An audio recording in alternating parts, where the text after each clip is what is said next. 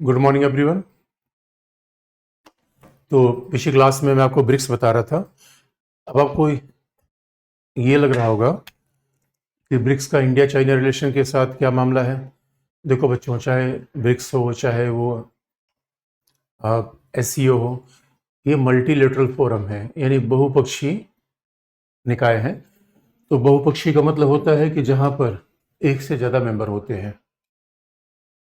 ये सब संगठन कैसे हैं? बहुपक्षीय, मल्टीलेटरल।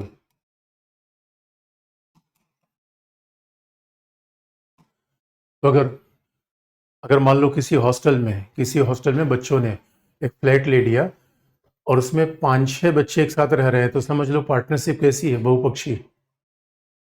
अगर 2 ही बच्चे हैं तो पार्टनरशिप कैसी है? दो पक्षी। तो बहुपक्षी संगठन है। और आप याद रखो, इसका मतलब है संबंधों में बाइलेटरल पार्टनरशिप के अलावा, 2 देशों के अलावा बाकी भी सदस्यों की मेंबरशिप मायने रखती है कि बाकी भी सदस्य किस तरीके से उसमें पार्टिसिपेट करेंगे, उसके पार्ट बनेंगे। ये भी बड़े महत्व का विषय है बच्चों। इसे कहा भी जाता है कि मल्टीलेटरल ऑर्गेनाइजेशन बड़े इंपॉर्टेंट है, इनका बड़ा महत्व है। अब अगर देखा जाए तो ब्रिक्स उन्हीं मल्टीलेटरल ऑर्गेनाइजेशन में एक है। तो ब्रिक्स क्या है? Multilateral organisation. एससीओ क्या है? Multilateral organisation. इसका मतलब भारत चाइना के रिलेशन को मल्टीलेटरल तरीके से भी हम देख सकते हैं कि क्या संभावनाएं हैं। और बच्चों, ब्रिक्स एक बहुत इंपॉर्टेंट एसोसिएशन है, ऑर्गेनाइजेशन है। और ब्रिक्स का महत्व इतना ज़्यादा क्यों है, जरा हम इस बात को देखें। तो अगर ब्रिक्स की बात समझना हो तो हम शुरुआत करेंगे Brazil, Russia, India, China and South Africa. अगर हम ब्रिक्स की बात को देखना चाहते हैं, थोड़ा हमें पीछे जाना पड़ेगा बच्चों। पहला, दुनिया में एक बड़ी घटना हुई 1975 में, जब G7 का निर्माण हुआ। क्योंकि ब्रिक्स को समझना है, थोड़ा पीछे भी चले जाएं कि दुनिया में क्यों मामला ब्रिक्स का नहीं है। मामला बस 5 देश हो जाए इनका नहीं है बच्चों। फिर वही बात आ गई कि नए वर्ल्ड ऑर्डर का है। दुनिया में बड़ा चेंज आ रहा है, दुनिया में इस समय बड़ा परिवर्तन आ रहा है। और ऐसा माना जाता है कि जिस तरीके से दुनिया में बदलाव आ रहा है, एक नया वर्ल्ड ऑर्डर चाइना बनाने का प्रयास कर रहा है। तो चाइना का राइज केवल सैनिक नहीं है, आर्थिक भी है। और इसलिए आप देखोगे, जब आपको आगे बढ़ना है तो आपको नए नए इंस्टीट्यूशन बनाने पड़ेंगे, नए नए आइडियाज़ लाने पड़ेंगे। तो चाइना के साथ ये सारी बातें आ रही हैं। G7 75 में बना था, जब दुनिया के सामने कुछ देशों ने, जो दुनिया की महाशक्तियाँ थी आर्थिक रूप में, जैसे कि अमेरिका, कनाडा, उसके बाद अमेरिका कनाडा, अमेरिकन महाद्वीप की 2 बड़ी इकॉनमी, दोनों विकसित देश। और कहा जाता था पहले ये G7 ही है। जी का मतलब होता है ग्रुप, समूह। तो जहाँ भी जी लगेगा वहाँ सामान्यतः समूह ही की बात आती है। उसके बाद जर्मनी, यानी आज की डेट में यूरोप की सबसे बड़ी इकॉनमी जर्मनी।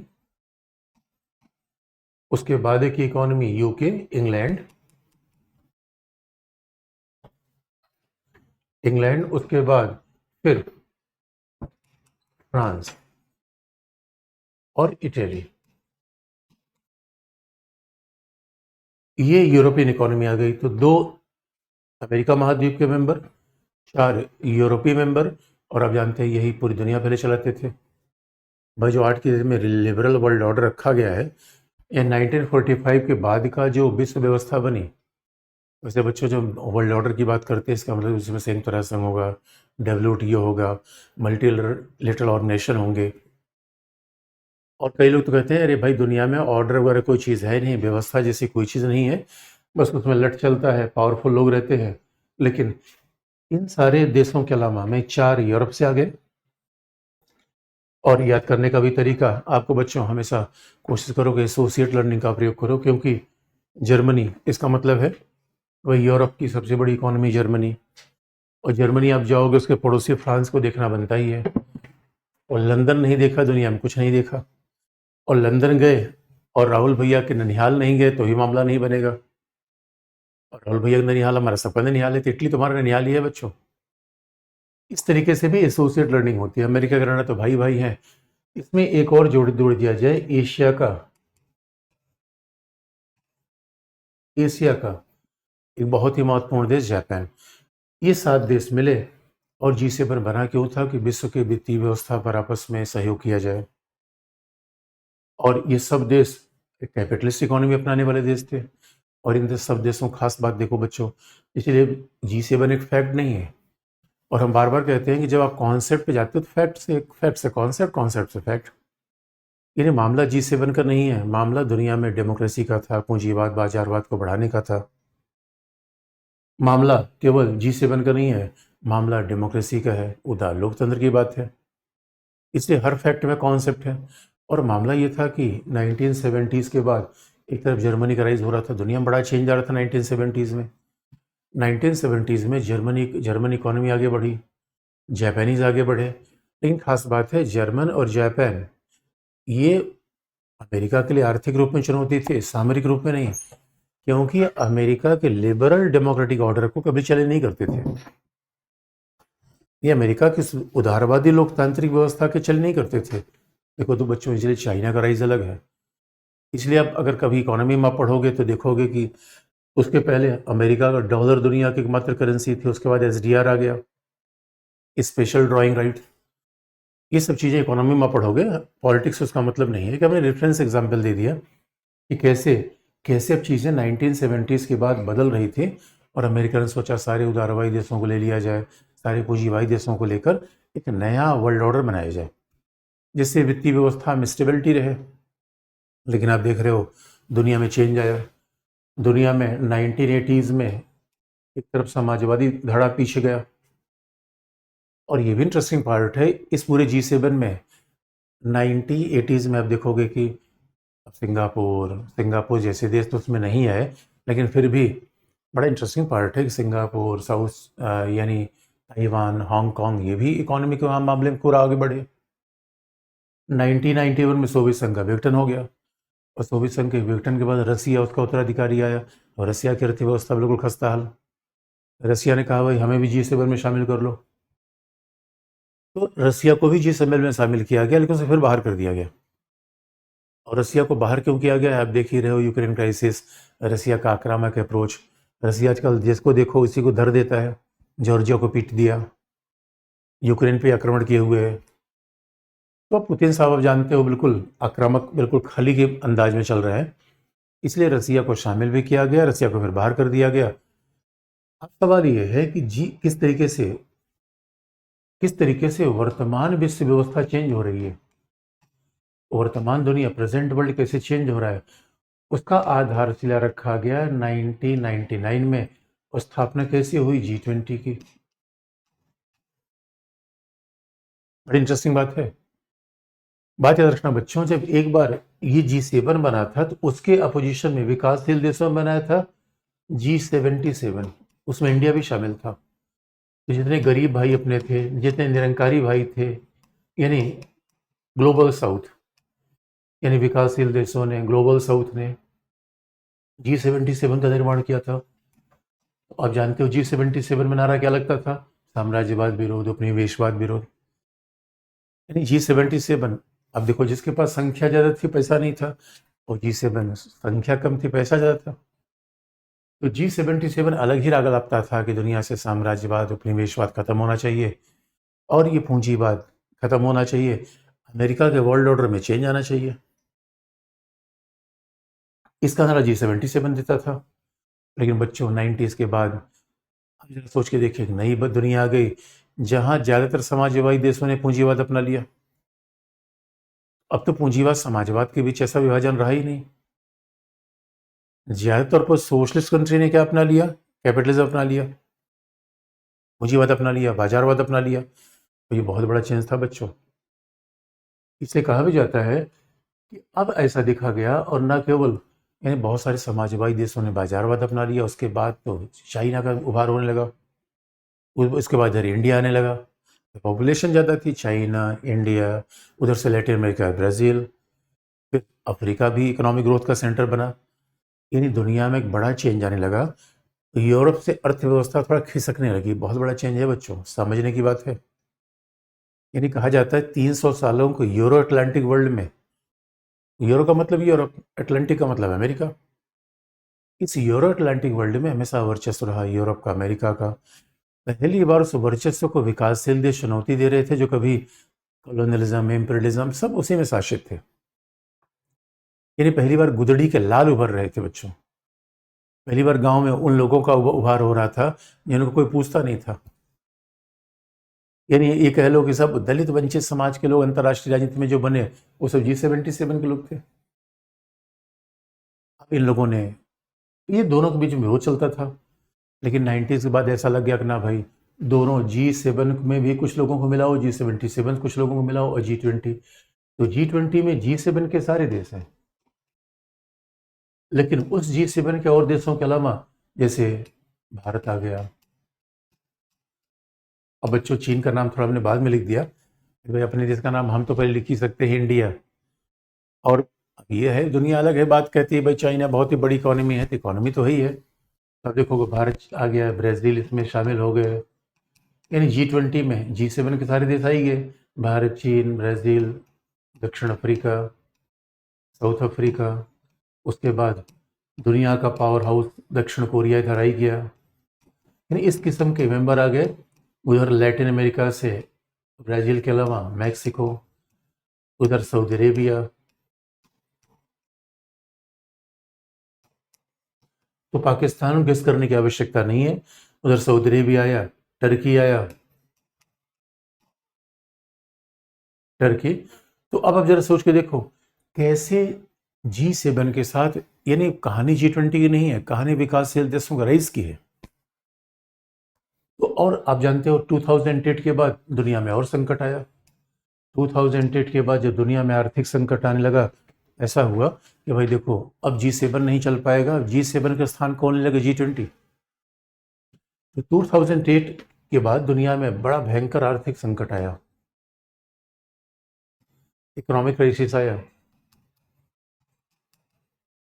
तो 2008 का जो इकोनॉमिक क्राइसिस था, उसने दुनिया के सामने और चैलेंज पैदा कर दिया। और उस इकोनॉमिक क्राइसिस के बाद अब ये बात लगने लगी कि अब दुनिया में विकासशील देशों के बिना इकोनॉमी नहीं चल सकती। विकासशील देश वर्ल्ड ऑर्डर के सेंटर में जा रहे हैं। और अभी बहुत महत्वपूर्ण बात हो गई, इसलिए बच्चों, इसी घटनाक्रम के अंतर्गत 2009 में ब्रिक्स बना।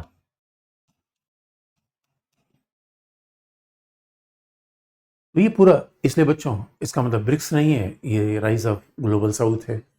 ये ब्रिक्स नहीं बच्चों, विकासशील देशों का राइज है। ये ब्रिक्स नहीं है, सच मानो, ये अपने आप में चाइना का राइज नहीं, एशिया का राइज है। यानी ब्रिक्स में अफ्रीका, लैटिन अमेरिका, इंडिया, यानी ये बहुत बड़ी घटना है। इसलिए ब्रिक्स का निर्माण होना पूरी दुनिया में इकोनॉमी के सेंटर को चेंज करता है। और जिस व्यक्ति ने इसका नाम दिया, जिम ओनील, उन्होंने एक लेख में इस शब्द का प्रयोग किया, जिम ओनील ने किया। और उन्होंने कहा आने वाले समय में ब्रिक्स देशों की इकोनॉमी इतनी बड़ी होगी कि G7 पीछे हो जाएगा। ये दुनिया में बहुत बड़ा चेंज आएगा। ब्रिक्स आगे आ जाए, एशिया आगे आ जाए, अफ्रीका आ जाए। तो दोस्तों, इस कॉन्टेक्स्ट में आप देखो, मामला ब्रिक्स का नहीं है। यानी 21वीं शताब्दी में अगर इंडिया और चाइना मिल जाए तो पूरी दुनिया का सेंटर हमारी तरफ आ जाए। और आप कहोगे सर मिल क्या गया है, G20 में भी दोनों हैं। लेकिन अब हैं तो बच्चों, अब इसी बात को जरा देखो, G20 की मीट हमने की, उसमें उसमें तो चाइना नहीं आया। अब इसका मतलब है कि ये मल्टीलेटरल ऑर्गेनाइजेशन भी इंडिया चाइना रिलेशन को अच्छा नहीं कर पा रहे हैं। जब अब यही बात तो है कि आप कहोगे कि भाई दोनों मिल जाए दुनिया को बदल देंगे, लेकिन सवाल है जो चीन की शर्तें हैं वो मिल कहाँ रहा है। अदरवाइज मौका बड़ा हिस्टोरिकल है, दुनिया में एक बहुत बड़ा चेंज होने वाला है और ऑलरेडी हो रहा है। यानी दुनिया अब यूरो केंद्रित नहीं रही, अमेरिका का जलवा नहीं रहा। एक दुनिया में कहावत थी, बस तो लंदन में सूरज नहीं ढलता। अच्छा, एक कहावत इसलिए भी कही गई कि लंदन में सूरज न ढलने के कारण उसकी शक्ति तो थी ही, लंदन में आप जाओगे बड़ा जोग्राफिकल फैक्टर मज़ेदार आपको मिलेगा। जोग्राफिकल फैक्टर ये है कि लंदन में जो सनराइज होता है, सूरज निकलता है भोर में 4 बजे और रात होती है रात में 11 बजे। यानी वहाँ रात में 10 से 11 बजे सूरज ढलता है रात में, और 4 ही बजे निकल जाता है। तो आप सोच लो, जितने भारत में सोने वाले लोग हैं, अगर वो लंदन चले जाए तो उनका साइकिल ही पूरा ब्रेक हो जाता है।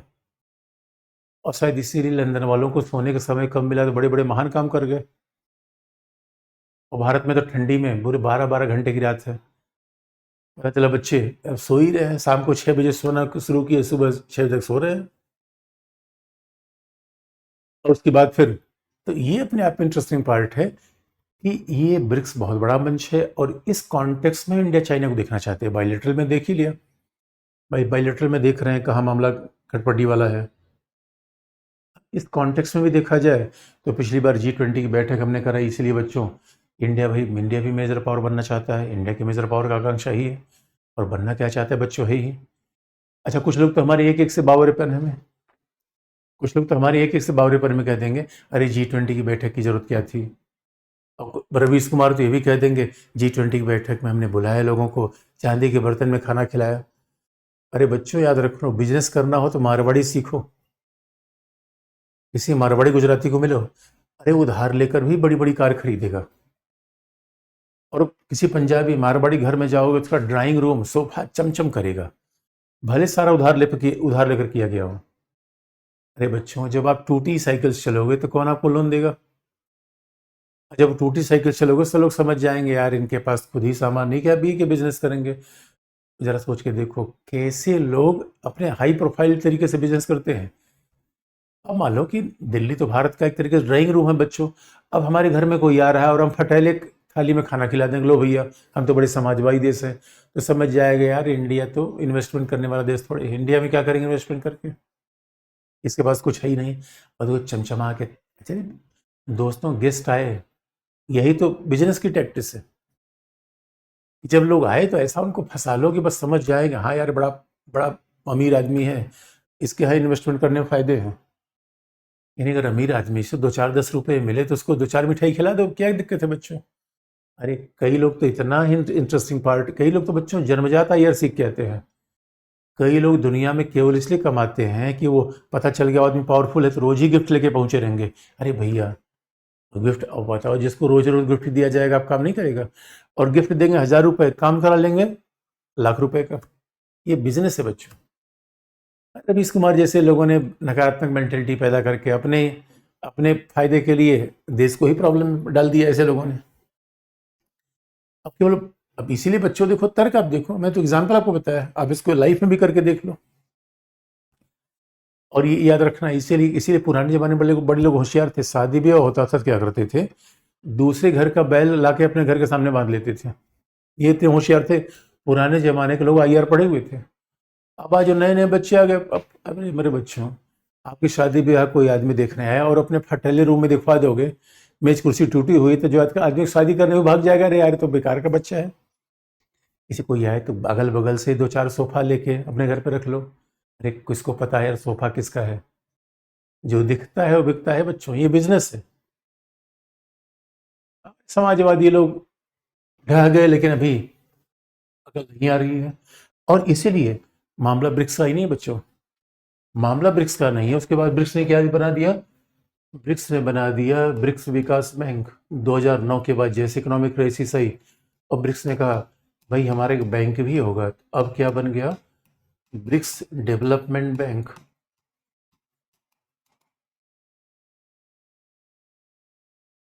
इसे न्यू डेवलपमेंट बैंक भी कहा गया।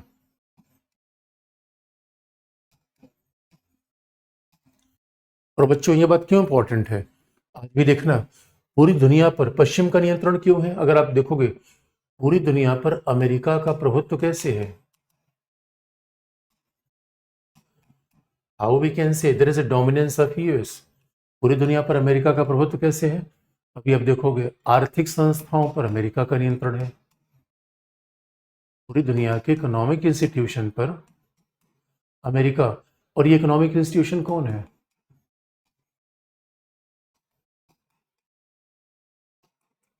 इकोनॉमिक इंस्टीट्यूशन है IMF, अंतर्राष्ट्रीय मुद्रा कोष, वर्ल्ड बैंक, अंतर्राष्ट्रीय मुद्रा कोष, विश्व बैंक, इस पे है। अभी भी UNO, संयुक्त राष्ट्र संघ, इस पे किसका प्रभाव है, निश्चित तौर पर अमेरिका का प्रभाव है, संयुक्त राष्ट्र संघ है। उसके बाद आप देखोगे WTO से लेके सारी संस्थाएं, इस पे विश्व व्यापार संगठन,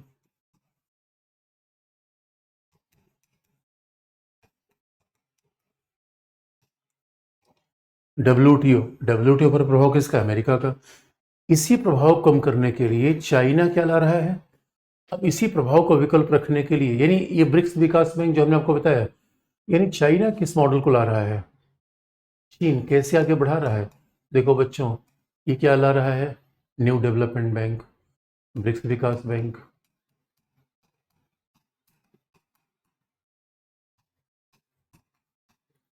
या न्यू डेवलपमेंट बैंक ला रहा है चाइना।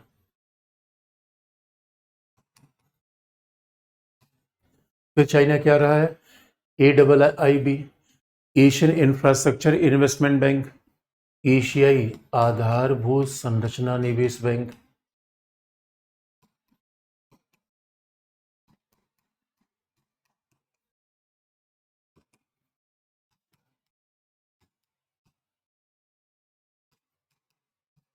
एशियन एशियन इंफ्रास्ट्रक्चर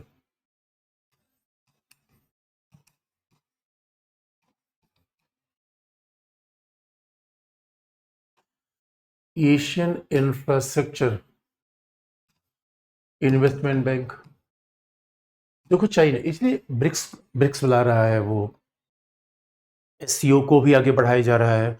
और इसलिए बच्चों ब्रिक्स डेवलपमेंट बैंक उसने बनाया तो वो IMF और वर्ल्ड बैंक का ऑप्शन रखना चाहता है। और एशियाई विकास बैंक जो ADB है, जो एशियाई विकास बैंक है, वो उस पे उसका नेता जापान है।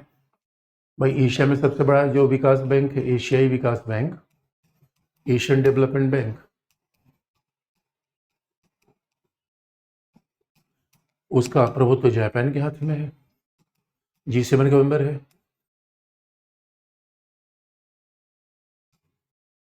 तो बच्चों देखो ये चाइना का प्लान है।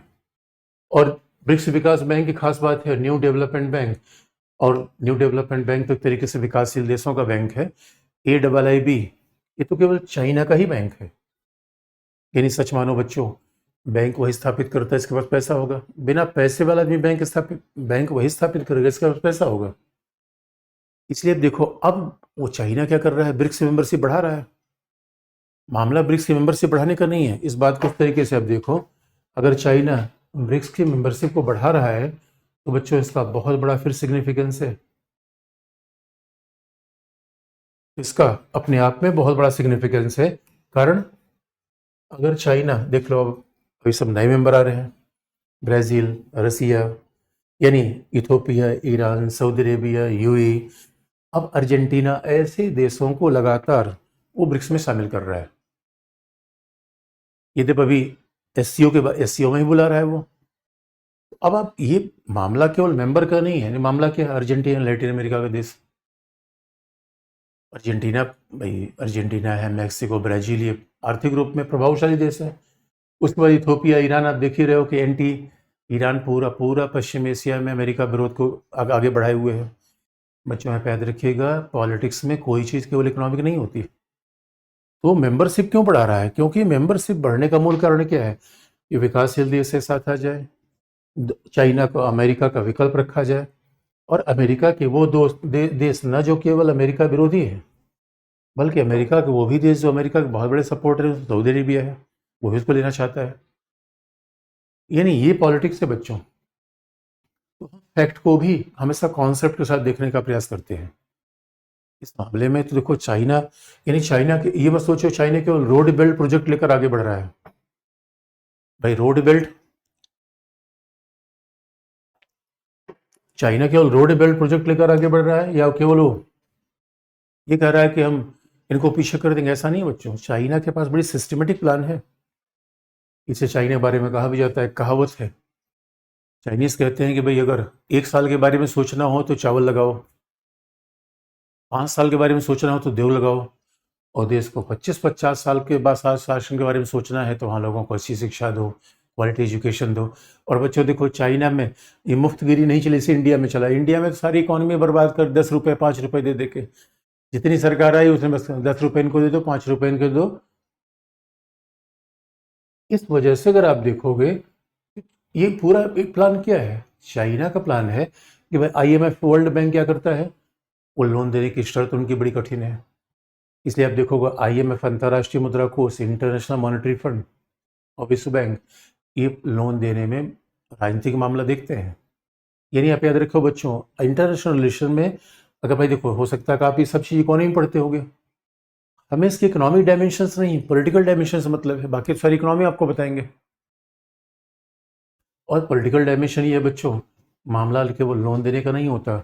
जिसको आप लोन दोगे उसकी अपनी विचारधारा बता दोगे, जिसको आप लोन दोगे उसका समर्थन भी ले लोगे, और जिसको हम लोन देंगे उससे अपनी मनचाही बात पूरी करा लेंगे। इसीलिए अमेरिका क्या करता है, आईएमएफ से उन्हीं देशों को लोन दिलवाता है जो उसके समर्थक है। अब आईएमएफ से सोचो ईरान को लोन मिल जाएगा, सवाल ही पैदा नहीं होता। पाकिस्तान ने बड़ी मिन्नतें की तब किसी तरीके से लोन मिला। और अब आईएमएफ वगैरह में जितना जिसका जितना पैसा होगा, तो मान लो अमेरिका ने 18 रुपये जमा किया है तो अमेरिका का वोटिंग राइट में 18% योगदान होगा। वहां लोकतंत्र नहीं है बच्चों। देखो अमेरिका क्या बात करता है, पूरी दुनिया में डेमोक्रेसी होनी चाहिए, आईएमएफ में नहीं है, पैसे के मामले में लोकतंत्र नहीं है। लेकिन ब्रिक्स विकास बैंक क्या है, विकासशील देशों का बैंक है, किसमें सभी को साथ रखा जाएगा, सभी को साथ रखा जाएगा, सबके डिसीजन मेकिंग में योगदान समान होंगे। यानी एक तरीके का, इसीलिए इसका मुख्यालय अगर शंघाई में होगा, क्षेत्रीय मुख्यालय दक्षिण अफ्रीका में, उसका बैंक का हेड होगा इंडिया से। तो ये सब ब्रिक्स विकास बैंक की बातें आई।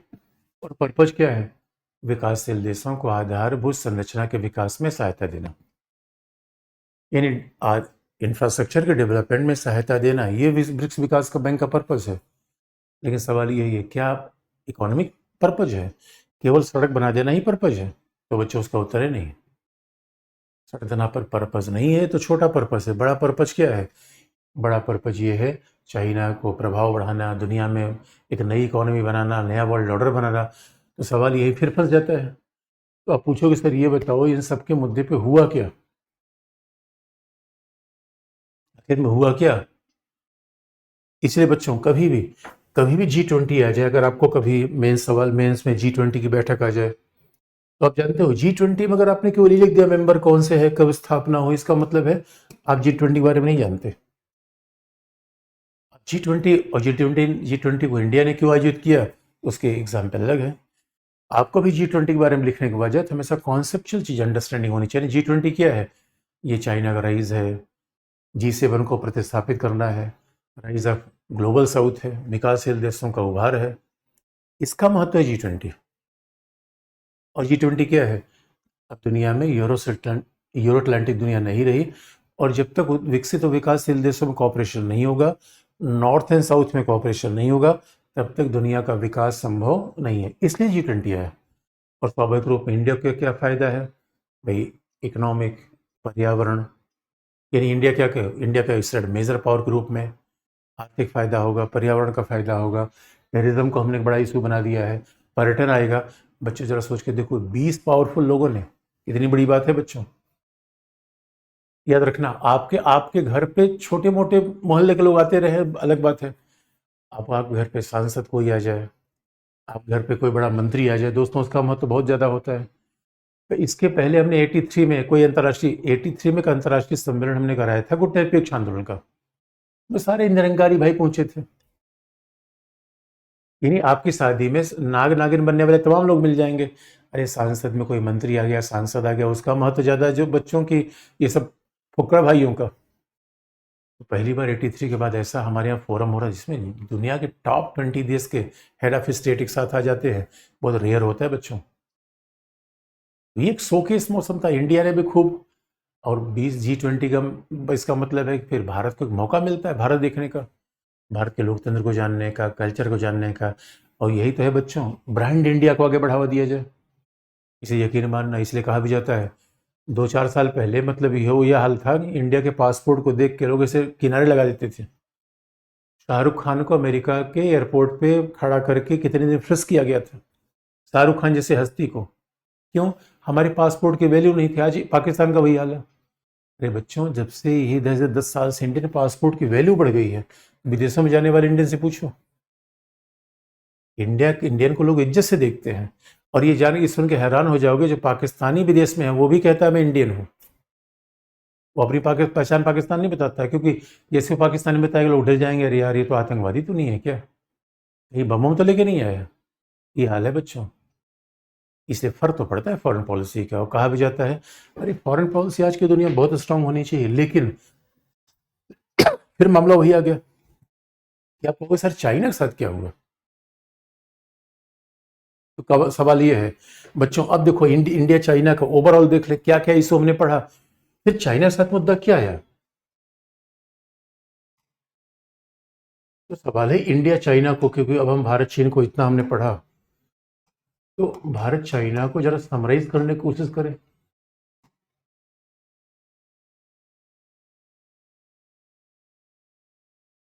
इंडिया चाइना को जरा समराइज करने की कोशिश करेगा, फिर मामला है क्या, G20 में क्या हुआ, इसमें क्या हुआ। इसका मतलब पहला दोस्तों, इंडिया चाइना के रिलेशन बहुत जटिल है, वेरी कॉम्प्लेक्स। क्यों कॉम्प्लेक्स क्यों है? क्योंकि इंडिया चाइना में एक तरफ कोऑपरेशन चल रहा है,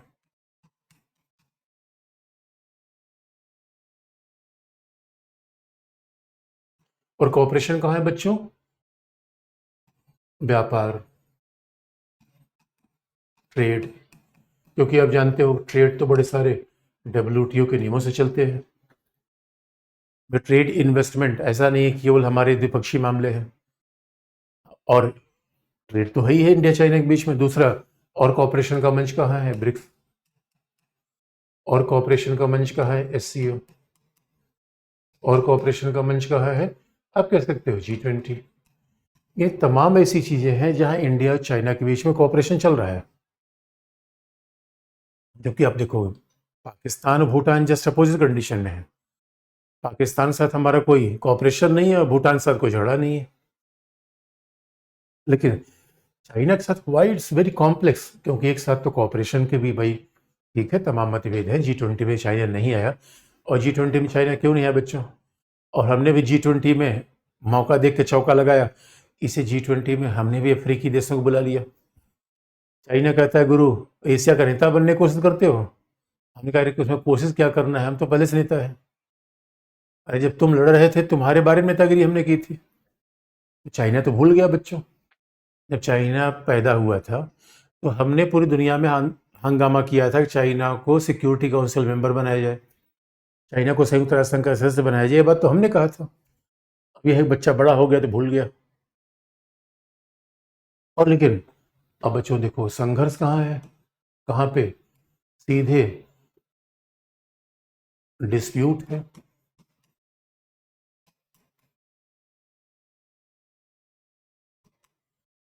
तो डिस्प्यूट कहाँ है बच्चों? बॉर्डर पर। सबसे बड़ा अगर इंडिया के पॉइंट ऑफ व्यू से देखा जाए तो बॉर्डर डिस्प्यूट।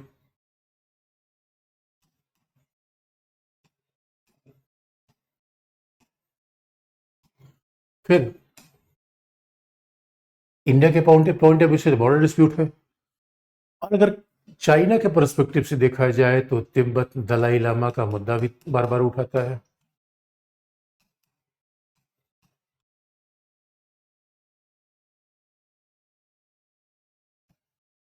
चाइना कहेगा दलाई लामा इंडिया में क्यों है। और तीसरी बात, कहीं कहीं जो ट्रेड डिफिसिट, भारत जो मुद्दा उठाता रहता है, व्यापार घाटा।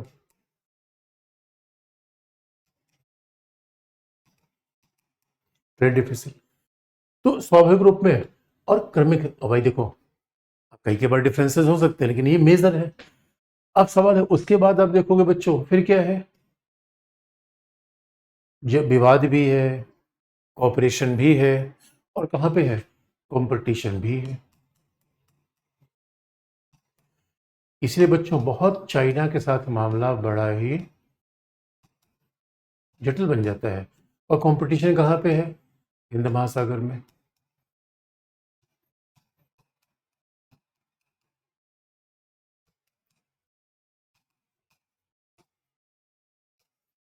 तो बच्चों देखो अभी तक क्या किया, इंडिया चाइना को हमने एक्सपेंड कर दिया, एक एक पार्ट को अलग कर दिया। अब हमने क्या समराइज कर दिया, सबको जोड़ जोड़ लिया। तो मतलब कभी एक साथ रिलेशन आ जाए तो हमें दोनों लिखने की टेंडेंसी हमारे पास होनी चाहिए। और जब भी कोई चीज़ लिख रहे हो एक्सप्लेन जरूर करो। अब आप कहोगे सर ऐसे उत्तर लिख देंगे, नहीं भाई, जब तो दो चार पॉइंट आप नहीं लिखोगे, एनालिसिस नहीं करोगे, बात कैसे बनेगी? पॉइंट्स आपके पास ये होने चाहिए। पॉइंट एक दो कम भी कर सकते हो, अगर आपके पास वर्ड लिमिट की प्रॉब्लम आ जाए तो पॉइंट कम कर देना, लेकिन लिखोगे तो ये सारी बातें तो आना ही चाहिए। इसलिए बच्चों इंडियन ओशन में कंपटीशन है। कंपटीशन कहाँ पे है? अफ्रीका में है। अफ्रीका अब और कुल मिला के, और कंपटीशन कहाँ है? वैश्विक नेतृत्व में, यानी वैश्विक दक्षिण कह लो, विकासशील देश कह लो, तीसरी दुनिया के देश कह लो, बात एक ही है, ग्लोबल साउथ का नेतृत्व करने को लेकर।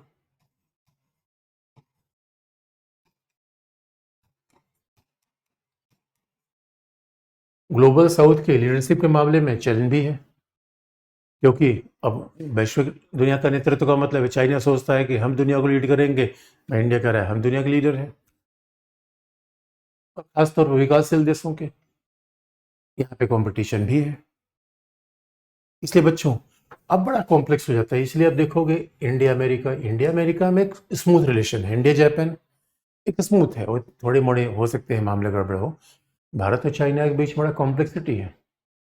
इसका मतलब है हमारा जो आकांक्षा है महाशक्ति बनने की, चाइना उसमें ही बाधक है। चाइना कभी सपोर्ट करता नहीं, चाइना में सिक्योरिटी काउंसिल में सपोर्ट नहीं करता, चाइना में एनएसजी में सपोर्ट नहीं करता। और तो छोड़ो, सपोर्ट करने की बात तो है कि चाइना लगातार हमारे विरोधियों को सपोर्ट करता है, यानी दुश्मन का दुश्मन दोस्त, और दोस्त का दुश्मन, enemies enemy friend, enemies friend enemy. ये बाकायदा भू राजनीति है बच्चों, ये जियो पॉलिटिक्स है। लेकिन इसीलिए अब इंडिया चाइना का, what is the future of India China, Bharat China का फिर भविष्य क्या है बच्चों? तो आप देखोगे भारत इंडिया चाइना में एक दो बड़ी समानांतर प्रवृत्ति बनी हुई है बच्चों, एक दो बड़ी पैरेलल प्रवृत्ति बनी हुई है। और वो पैरेलल क्या है? अब हमें, अब आप कह सकते हो कि भाई हमें क्या पॉलिसी अपनानी चाहिए, तो आप याद रखना बच्चों, इंडिया की पॉलिसी क्या है इसके लिए बहुत क्लियर कट है। लेकिन हमें क्या पॉलिसी अपनानी चाहिए? भाई हम ताइवान साथ संबंध आगे बढ़ाएंगे, अपनी इकोनॉमी को आगे बढ़ाएंगे, बॉर्डर को आगे बढ़ाएंगे, और अमेरिका जापान के साथ स्ट्रेटजिक पार्टनरशिप इंडिया ये कर रहा है, कनेक्टिविटी इंफ्रास्ट्रक्चर बढ़ा रहा है। यानी भारत अपने मेजर पावर का जो दावा है वो तो आगे बढ़ाएगा। वो चाइना के पीछे होने से, हम चाइना के ऑब्जेक्शन से उसमें पीछे होने वाले नहीं हैं। लेकिन भविष्य का संबंध कैसा रहेगा, इसे कहते हैं एक तरफ, यानी चाइना को हमारी पॉलिसी सीमित करने की भी है, पॉलिसी ऑफ कंटेनमेंट, कई बार इसे कहा जाए परिरोधन की नीति। एक तरफ चीन के प्रभाव को सीमित करना, परिरोधन करना, ये भी हमारी पॉलिसी है, लेकिन दूसरी तरफ एंगेजमेंट, संबंध को बनाए रखना।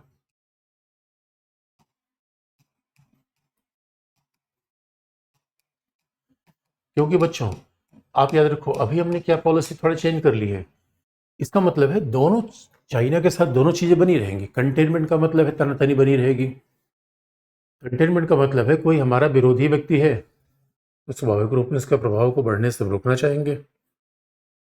लेकिन एंगेजमेंट का मतलब है वार्ता के मामले बने रहेंगे, क्योंकि बच्चों दोनों महाशक्तियां हैं, दोनों एशिया की दो बाहर बड़ी महाशक्तियां हैं। तो कहीं ना कहीं चाइना और इंडिया एक दूसरे को, अब एक दूसरे की शक्ति को सीमित करने का प्रयास करते हैं, और दूसरा संबंधी बना हुआ है। और आप याद रखना लास्ट में इंडिया क्या कर रहा है, इंडिया की भविष्य की पॉलिसी क्या है, what is the policy option, Bharat की विकल्प क्या है, भविष्य में भारत के विकल्प क्या है, what is India policy option.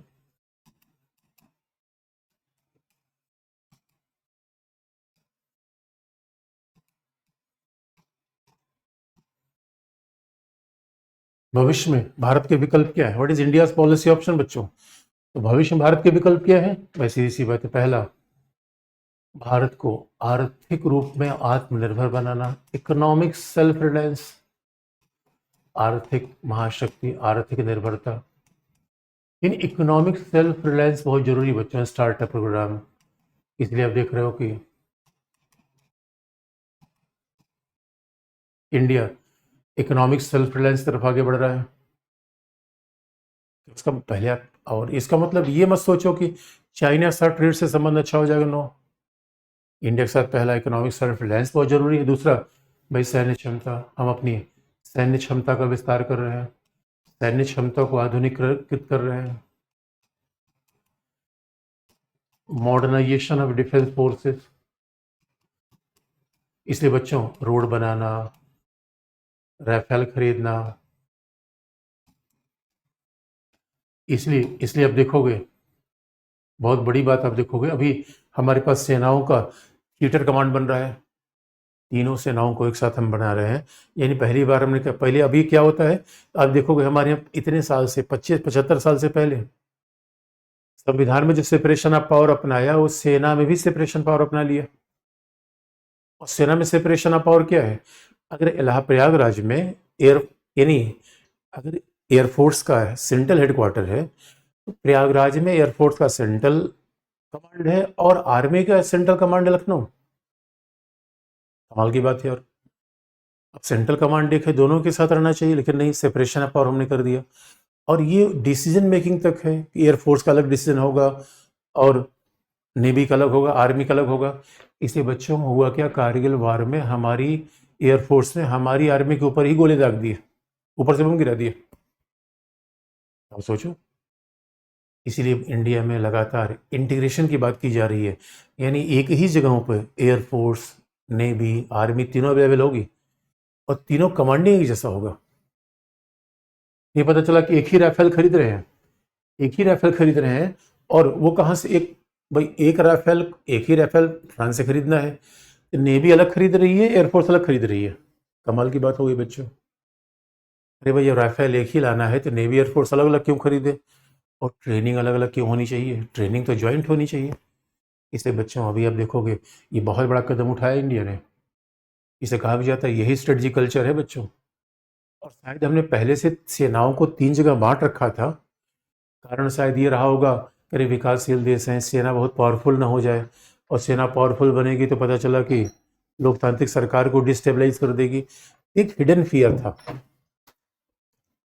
लोग कहा करते थे कि ऐसा एक हिडन फियर था जिसके चक्कर में ऐसा हमने कर रखा था। लेकिन बच्चों अगर इतने डरते रहेंगे फिर तो पता चला कि अरे जब रहेंगे तब तो डेमोक्रेसी रहेगी। इसलिए अब हम थिएटर कमांड बना रहे हैं, पूरे भारत में 3-4 कमांड होंगे, जहाँ पे एक ही जगह पे एयरफोर्स, आर्मी, नेवी सब इकट्ठा होगी और एक ही जगह से उनका संचालन होगा। अब यह नहीं कि एयरफोर्स को अलग अधिकारी कमांड दे रहा है, अरे भाई एक ही जगह पे, अब एयरफोर्स वहीं कश्मीर में एयरफोर्स भी उड़ाना है, कश्मीर में आर्मी है, और कमांडिंग करने वाला अधिकारी अलग अलग है। उसमें इंटीग्रेशन नहीं है बच्चों। इसे इंटीग्रेशन होना बड़ा ज़रूरी है। और उसके बाद क्या है, डिप्लोमेटिक। तो हमारे पास इकोनॉमिक भी तरीके हैं, डिप्लोमेटिक तरीका क्या है बच्चों, क्योंकि याद रखना, war war is not an option, लेकिन वार के डर से परहेज भी तो नहीं करेंगे कि चाइना कुछ भी करता जाए। तो कूटनीतिक तरीके क्या है, ताइवान के साथ संबंध को आगे बढ़ाना, कूटनीतिक तरीके क्या है, क्वाड के साथ संबंध सुदृढ़ करना, और हमने बार बार कहा है क्वाड आपको अमेरिका में बता देंगे, क्वाड के साथ संबंध सुदृढ़ करना। उसके बाद फिर आप देखोगे, इसके अलावा क्या है कि डिप्लोमेटिक तरीका क्या है, विकासशील देशों को आगे बढ़ाना, विकासशील देशों का नेतृत्व करना, और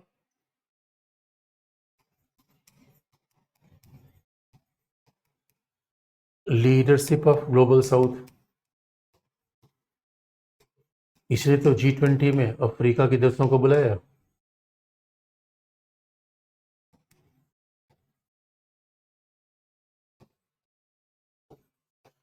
तो एक डिप्लोमेटिक तरीके, आर्थिक तरीके, सैनिक तरीके, तो हर तरीके अपना रहे हैं बच्चों।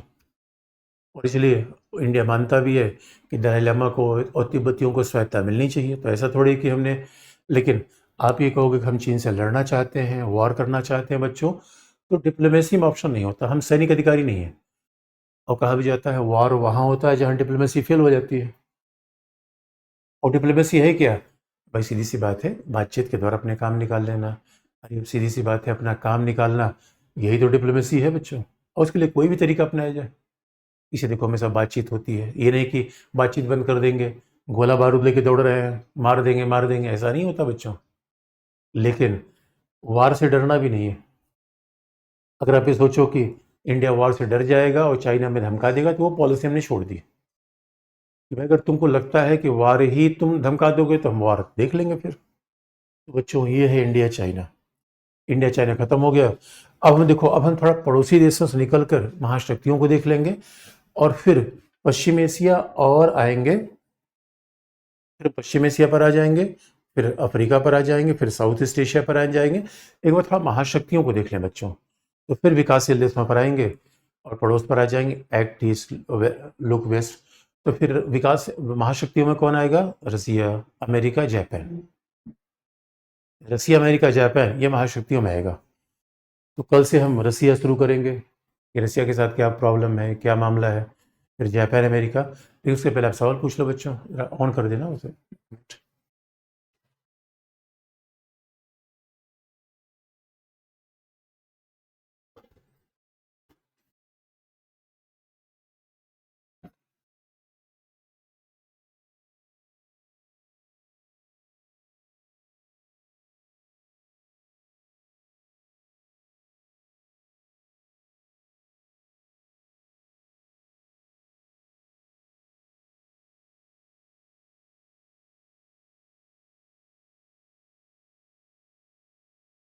अच्छा कि थोड़ा किसी भी थोड़ा बड़ा कर दे कमेंट। किसी बच्चे ने पूछा जापान महाशक्ति कैसे? अरे मेरे बच्चे, देखो, महाशक्ति का मतलब क्या होता है भाई? जिसकी इकोनॉमिक, अरे जापान जानते हो, जापान दुनिया का भाई थर्ड लार्जेस्ट इकोनॉमी है। थर्ड लार्जेस्ट इकोनॉमी है और टेक्निकली इतना पावरफुल है कि कहा जाता है, ये कहा जाता है कि जापान से लड़े कोई जापान से लड़ने कोई बसता है, क्योंकि जापान तो क्या करेगा? जापान तो रोबोट लड़ा देता है बच्चों, इसलिए जापान एक महाशक्ति है। दूसरी बात बच्चे, इंटर गवर्नमेंटल ऑर्गेनाइजेशन क्या है मेरे बच्चे? ये इंटर गवर्नमेंटल ऑर्गेनाइजेशन क्या है? जैसे कि जहां भी अनेक, जहां इंटर गवर्नमेंटल ऑर्गेनाइजेशन क्या है? जहां अनेक राज्य हों। जैसे देखो एससीओ क्या है?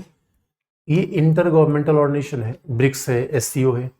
जहां अनेक राष्ट्र राज्य मिलकर कोई समूह बनाए, उसी को हम इंटर गवर्नमेंटल ऑर्गेनाइजेशन कहते हैं। किसी बच्चे ने पूछा है यूएसए की भी 5 साल में सरकार बदलती है फिर विकास होता है, इंडिया में क्यों नहीं? अरे मेरे बच्चों, याद रखना, पहला तो यूएस की सरकार 4 साल बदलती है, लेकिन सामान्यतः अमेरिका में एक राष्ट्रपति 8 साल तक रहता है। लेकिन आप देखोगे अमेरिका और इंडिया कंपेरिजन नहीं हो सकता। अरे यार, अमेरिका विकसित देश है, अमेरिका 300 सालों से इंडस्ट्रियलाइजेशन हो चुका है। तो ये बात तो अपने आप में इतना आसान नहीं है। इसलिए इसका किसी बच्चे भारत चीन संबंध को सही कैसे कह सकता है? देखो बच्चों, भारत चीन संबंध को सही करने का एक ही तरीका है, हम भी पावरफुल बने। आप याद रखना, इसीलिए जो परंपरागत हमारी पॉलिसी थी कि नहीं चीन के साथ, आप देखोगे सीमा विवाद को हल करने के लिए कितने तरीके हमने अपनाए थे, गालवान में सब टूट गए। गालवान में सब टूट गए। इसलिए बच्चों, पावरफुल देश को समझाने का एक ही तरीका पावरफुल होना।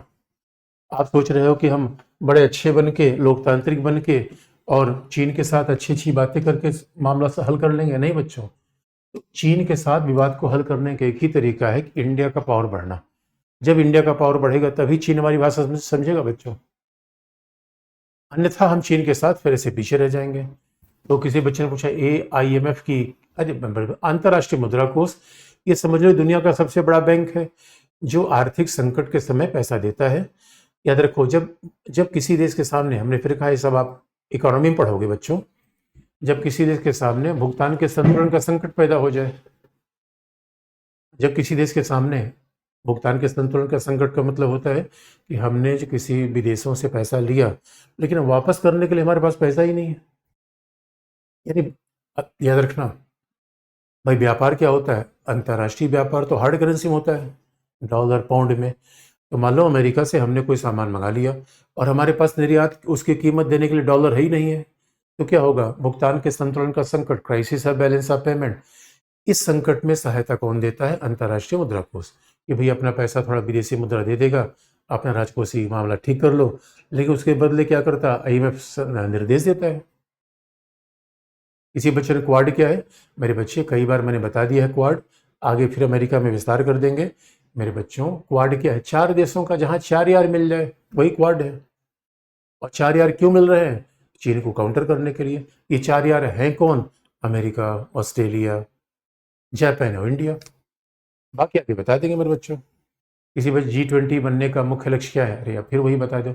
वो G20 बनाने का मुख्य लक्ष्य है विश्व की वित्तीय व्यवस्था के बेहतर प्रबंध को करना। विश्व में दुनिया के वित्तीय व्यवस्था के प्रबंध को बेहतर करना, यही तो G20 है। वही फाइनेंशियल मामलों पर सहयोग करना, निवेश को बढ़ाने पर, ये किस तरीके से मनी लॉन्ड्रिंग रोकने पर, हर किस्म का सहयोग होता है G20 में। G20 में G7 ग्रुप इंक्लूड है। G20 G7 है। अरे मेरे बच्चों, अरे भाई G7 की बैठक अलग होती है, G20 की अलग होती है। लेकिन संयोग की बात है G20 में जो मेंबरशिप है वही G7 के भी हैं। लेकिन दोनों की बैठक अलग अलग है और दोनों के एजेंडे थोड़े अलग अलग है। लेकिन आप देखते हो कि आने वाले समय में फिर G20 का महत्व बढ़ता जा रहा है। Does India Russia relation impacting on China India trade policy? Definitely बच्चों, I will tell you Indo Russia relation tomorrow. तो हम इंडिया रसिया रिलेशन की बात करेंगे, फिर जापान पर आएंगे, फिर अमेरिका एक बार महाशक्ति देख लेंगे, फिर विकासशील देश देखेंगे। तो ये बिल्कुल इम्पैक्ट करता है, क्योंकि India China relation India Russia से भी इम्पैक्टेड है, इंडिया अमेरिका से भी इम्पैक्टेड है, तो सब में फिर चाइना आ जाएगा। अभी तो हमने चीन चाइना को ही केवल देखा।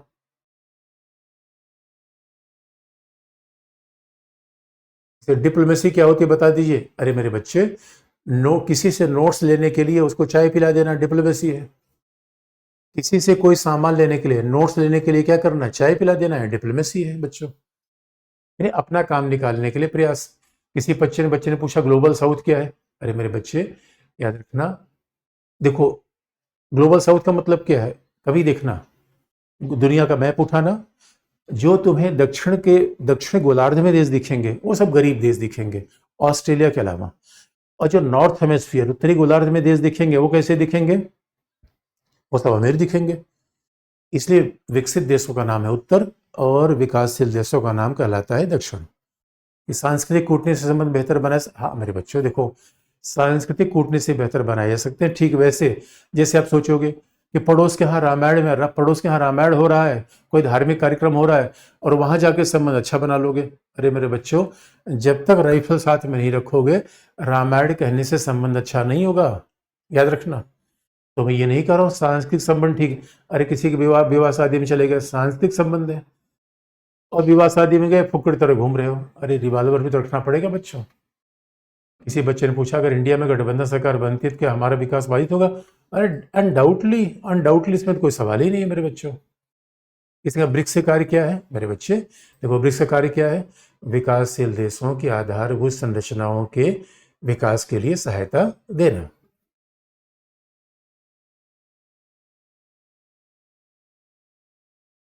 इसे म्यांमार, अरे मेरे लूक ईस्ट में आएंगे, म्यांमार बता देंगे। अभी पहले महाशक्ति तरफ चलेंगे, फिर उसके बाद बता देंगे भारत को अपना व्यापार बढ़ाने के लिए क्या करना चाहिए। ये इकोनॉमी से रामेश्वर से पूछना बच्चों, ज़्यादा अच्छा बताएंगे इकोनॉमी, क्योंकि इकोनॉमी साइंस टेक आप लोग तो उधर पूछोगे ही।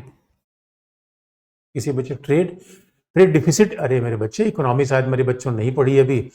अरे ट्रेड डिफिसिट का मतलब होता है मेरे बच्चे, आयात कम करना, निर्यात आयात ज़्यादा करना, निर्यात कम करना, ट्रेड डिफिसिट। अरे भाई मान लो हमने 100 रुपए का दुनिया से सामान मंगाया और 50 रुपए का बेचा, कुल मिलाकर घाटा 50 रुपए का हुआ। इसे कहते हैं आयात में क्या होता है? Trade deficit. किसी ने कहा परिरोधन यही है मेरे बच्चों कि पड़ोस के किसी व्यक्ति को बांध दीजिए। कैसे बांधो? रस्सी से नहीं, दूसरे के साथ मिलकर उसको कंट्रोल करिए, उसके उसके इस प्रभाव को कम करिए। किसी कितने क्लास रह गई? अरे बच्चे अभी चिंता मत करो, अब आगे बढ़ने दो ना क्लास। अभी देखो, अभी पढ़ तो लो यार, हड़बड़ी मत करो। जब क्लास खत्म हो जाएगी मैं बता ही दूंगा, बहुत ज़्यादा क्लास नहीं चलेगी। लेकिन अब SCO बता दीजिए। अरे मेरे बच्चे देखो, अब SCO पिछली क्लास में मैंने बताया था, इसलिए देखो अब ऐसे अगर पिछली वाली बात भी फिर बार बार पूछोगे, फिर क्लास कैसे आगे बढ़ पाएगी? तो मेरे भाई थोड़ा पढ़ के भी आओ यार। सर ये चीन UN किसी नियम का पालन नहीं करता तो वीटो पावर क्यों दिया गया?